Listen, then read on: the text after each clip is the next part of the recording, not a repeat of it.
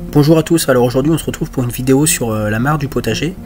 Donc j'ai pas mal de questions à ce sujet, notamment comment je l'ai faite. Donc je vais vous expliquer tout ça dans cette vidéo avec les différentes étapes de la conception de la mare. Donc là on a la mare à peu près 7 mois après la création, hein, c'était au mois de mars quand j'ai commencé à la faire. Et donc là on peut voir que la végétation s'installe petit à petit sur les berges. J'ai ajouté des plantes aussi, là on voit une prêle du Japon, et donc elle s'est très bien acclimatée parce qu'on voit qu'elle refait des nouvelles tiges. J'ai aussi ajouté des iris jaunes. Et au niveau de l'eau, je n'ai pas mis de pompe, j'ai fait le choix de ne pas mettre de pompe pour que ça soit le plus naturel possible. Et on peut voir que bon, finalement l'eau est assez claire, hein. Finalement la pompe n'était pas nécessaire, hein. On peut voir, hein, l'eau est transparente.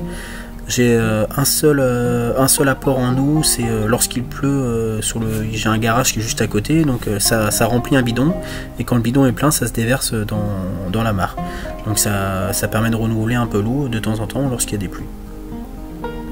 Et donc maintenant, je vais vous expliquer les différentes étapes de la création de la mare. Donc tout d'abord, choisir l'emplacement, le délimiter. Donc là, c'était une mare d'environ 3 mètres carrés. Pas besoin de faire trop imposant non plus, hein. J'ai fait en sorte aussi que le bassin soit placé au soleil le matin et plutôt à l'ombre l'après-midi, de façon à ce que le soleil tape pas trop sur la mare et que ça évitera aussi l'évaporation l'été et que le bassin monte trop en température, ce qui serait dommageable pour les végétaux et les habitants de la mare. Donc là c'est la deuxième étape où on va venir creuser, donc c'est pas l'étape la plus facile. Donc là j'ai creusé en respectant différents paliers, donc différents niveaux de mare. Donc il y a un niveau à 20 cm, un à 40 et un à 80. Donc ça sera utile pour la mise en place de végétaux, parce qu'ils ont besoin de différentes hauteurs d'eau. Il y a certains végétaux qui sont plutôt des végétaux de bord de mare, donc qui sont plutôt dans des eaux entre 10 et 20 cm, et d'autres qui ont besoin d'un peu plus de profondeur, donc 80 cm ça sera plutôt pour les nénuphars. D'où l'utilité de faire plusieurs paliers. Donc là on voit bien les différents paliers. Donc après, une fois qu'on a fait les différents paliers, bien enlever tous les petits cailloux qui pourraient être présents dessus, de sorte qu'on va venir appliquer la bâche, que ces-ci ne soient pas percés une fois qu'elle sera en place. Donc du coup on enlève les cailloux et on va venir rajouter derrière ça une couche de sable qui va faire tampon en fait entre la bâche et la terre. Donc là voilà, je mets du sable au fond, et ensuite je vais venir mettre du sable sur les différentes hauteurs, les différents paliers.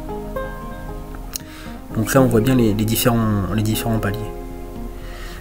Aussi, ce que j'ai oublié de vous dire tout à l'heure, quand vous allez creuser, bien penser à récupérer les mottes avec l'herbe, parce qu'on se servira de ces mottes là derrière pour venir recouvrir la bâche une fois qu'elle sera en place. Donc là on applique bien du sable à tous les niveaux, et derrière on va pouvoir venir appliquer la bâche. Alors pour la bâche, soit vous en achetez une dans le commerce, ou alors si vous pouvez faire comme moi, de la récup. Là c'est une vieille bâche de piscine pour enfants, donc que j'ai récupérée, qui allait parfaitement au niveau de la taille. Donc on applique la bâche, on met des pierres aux différents paliers pour bien installer la bâche, et ensuite on va la mettre en eau progressivement, de façon à ce qu'elle soit bien positionnée. Donc là, une fois qu'on la positionne, on la remplit d'eau, comme ici, et là je mets des pierres pour bien faire les différents paliers et qu'elle soit bien positionnée. Donc bien tendre la bâche aussi. Et derrière, une fois que tout est en eau, on va pouvoir revenir recouvrir la bâche sur les côtés. Donc c'est pour ça tout à l'heure je vous ai dit de garder les mottes d'herbe, de façon à ce que là, juste à l'étape d'après, donc je crois que c'était la même journée où je suis venu recouvrir la bâche avec les mottes d'herbe. Et voilà. Donc en fait on a l'impression qu'elle était déjà là, la mare, enfin que l'herbe a repoussé tout de suite, et en fait non, c'est les mottes que j'ai remis. Donc ça permet d'avoir tout de suite un visuel assez intéressant et que la végétation prenne assez rapidement. Donc j'ai aussi rajouté des pierres tout autour de façon à masquer la bâche. Donc là c'était au mois de mars, et là on se retrouve donc maintenant, 6 mois après, on voit que la végétation s'est bien installée, hein. Bon, après j'ai rajouté pas mal de choses comme des rondins de bois, du bois, d'autres pierres. Après il y a de la végétation qui s'est installée toute seule aussi, hein, certaines plantes qui ont été amenées sûrement par les oiseaux. Et on voit que la mare prend vraiment forme. Donc pourquoi j'ai rajouté du bois, c'est aussi pour que tous les petits animaux qui vont venir habiter autour de la mare puissent faire des nids, puissent s'installer. Au niveau des berges, il faut que celles-ci soient pas trop pentues aussi, de façon à ce que les animaux du jardin puissent venir boire dans la mare. Donc nous on a des hérissons dans le jardin, Et j'en ai aperçu cet été, la nuit, qui venaient boire justement dans la mare. Donc faut que les pentes soient assez douces. J'ai aussi le chat qui vient boire dans la mare. Et souvent le matin, quand je fais mon petit tour dans le jardin, là, juste avant que j'arrive, il y a une petite vingtaine d'oiseaux qui sautent dans la mare, qui s'abreuvent dans la mare. Donc c'est vraiment utile à toute la vie du potager, à tous les petits animaux qui sont dans le jardin. L'été, il y a les abeilles qui viennent boire dans la mare. C'est vraiment, ça fait vraiment venir beaucoup d'animaux. J'ai vu les premières libellules aussi cet été dans la mare. Donc j'espère que cette année j'en aurai un peu plus. J'ai fait une petite cabane. J'espère que peut-être que les crapauds vont venir s'installer. Il faut que je rajoute des feuilles et des pierres aussi dans cet endroit-là.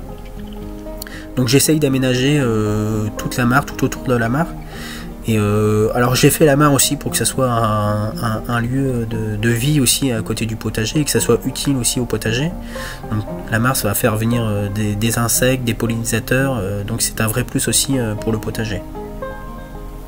On me pose aussi souvent la question des moustiques. Est-ce que j'ai été envahi de moustiques avec la mare? Alors oui, on a eu.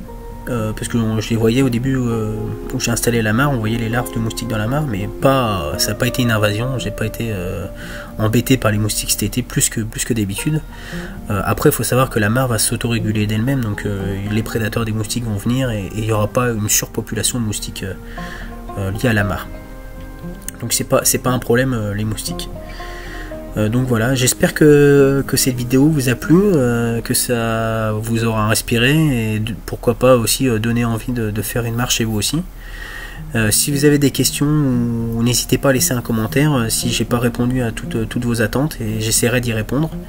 Et bien sûr, si vous avez aimé la vidéo, un petit pouce, ça fera plaisir et n'hésitez pas à vous abonner à la chaîne si vous souhaitez me suivre sur d'autres vidéos du potager ou de la mare où je vous ferai suivre bien sûr l'évolution au fil du temps de cette mare en espérant peut-être d'ici cet été avoir les premières grenouilles ou peut-être un crapaud et voir peut-être des libellules dans la mare.